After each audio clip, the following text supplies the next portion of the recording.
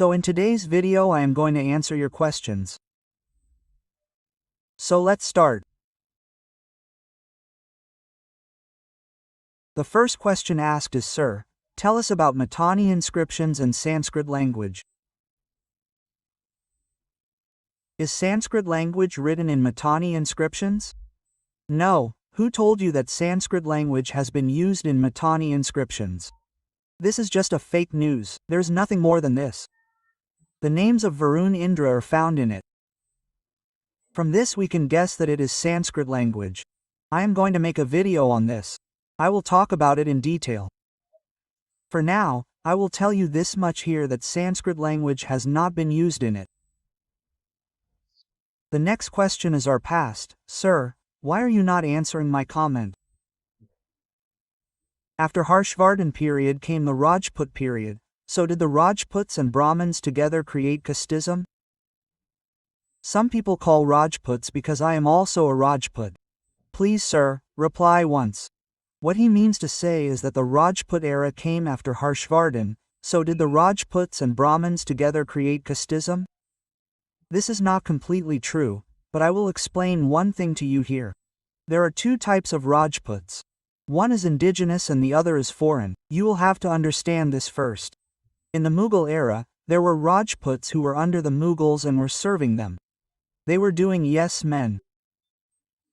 And there were Rajputs who were fighting the Mughals bravely, and all the filth that has been spread in the society has been spread by the foreigners. They came to India and started calling themselves superior. They considered the people here as lowly and still think so. I say that Rajputs should know their history. Until they know their history, they can never know about themselves. The history of Rajputs has been written by others. So first of all, know your history and do not try to know your history from religious texts. You will not find anything there. I also tried a lot. I did not find anything. This casteism was spread in our country by foreigners. Casteism was not spread by Indian Rajputs or Indian Brahmins. Next question is, what is the matter, sir? All the confusion is cleared. I too had the same confusion whether the word Hindu is mentioned in Darius's inscription or not. Sir, please tell me, how can I read the ancient history of Iran? Recommend something. Look, if you want to know the history of Iran, then first of all you have to read the texts of the Zoroastrian religion. You will find many texts of the Zoroastrian religion in English language. You read them. You read the ancient historians of Greece. When you read them, then you will know the history of Iran, and if you understand the history of Iran, then you will understand a lot of the history of India, and the question that is in your mind regarding caste, you will also know it well. Next question is, sir, this means that Persian language will be about 1,000 years older than Sanskrit, Prakrit, Pali and Hindi, because Darius IX was the ruler in 550 BC and the 8 rulers before him also used the Persian language. This means it was more advanced than India. Today's Middle East and Iran, Egypt, etc.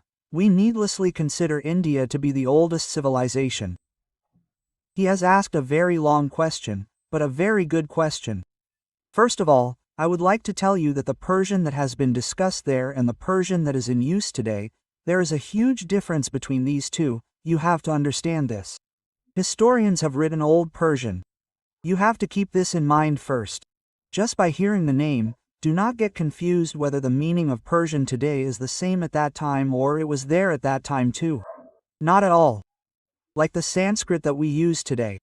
It is written in our religious texts. There is a huge difference between this Sanskrit and the Sanskrit of the Gupta period.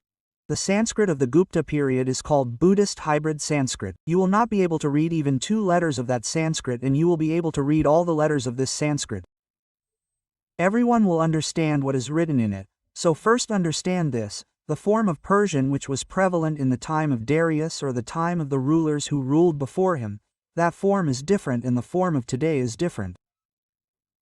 Next, you have said that it was more advanced than India. Yes, it is absolutely correct. It was more advanced than India, but this does not mean that India was not advanced. It was advanced. Indus Valley Civilization was advanced in 2000 to 2500 BC. First, you should understand this. After this, Iran is being talked about in 500 to 600 BC. It was also advanced. But before that there was Indus Valley Civilization. It was advanced. Even today its evidence is present. So you cannot say that the civilizations which were in our country were not advanced. They were very advanced. We have just lost our history. That is why we do not know our history. We read the texts written during the Mughal period and the British period. We do not get anything from them, except false information. The next question is that words like the Great Mayan are written after the names of the rulers of Iran. If all these rulers or their descendants were really great, they would never have fled from Iran and come to India. They would have lived in their own country and faced the Muslim invaders till their last breath. By the way, you have asked a very piercing question. You have asked such a question that many people will be hurt by its answer. But I will definitely answer it. The descendants of Darius are living in our country. The poor ones could not face the Muslim rulers and had to leave their country.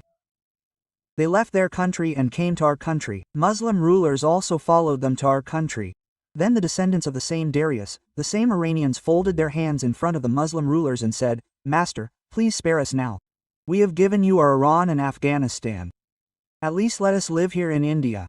Then those Muslim rulers took pity on them. Then they started to be their slaves and started to flatter them, and they flattered them from the slave dynasty to the Mughal dynasty, and the same people call themselves patriots today. The next question is, which caste do the Huns, Kushans, Scythians, Parthians belong to today? Your question is good. See, the clans of Huns and Kushans are found among the Gurjars today. So it can be said that Huns and Kushans are among the Gurjars. Where are the Scythians? The Scythians are among the Rajputs. The Parthians lived in the area of today's Pakistan. They did not come to this side. They did not come to the area of today's India. Some came, but their history is not available. So it is not right to say anything about them. I have already told you that the Scythians are among the Rajputs. What I just told you was that there are two types of Rajputs. One is indigenous and the other is foreign. The foreign Rajputs flattered the Mughals a lot, and the indigenous Rajputs fought bravely against the Mughals, and they were exploited the most during the Mughal period. The indigenous Rajputs were exploited the most during the entire Mughal period, and the foreign Rajputs enjoyed a lot. Now who among these is Indian and who is foreign? You can read this in history. You will get to read it in detail there. So I have answered your questions. If you still have any questions, you can ask me through comments. If you like the video, then like and share it. Thank you for watching the video.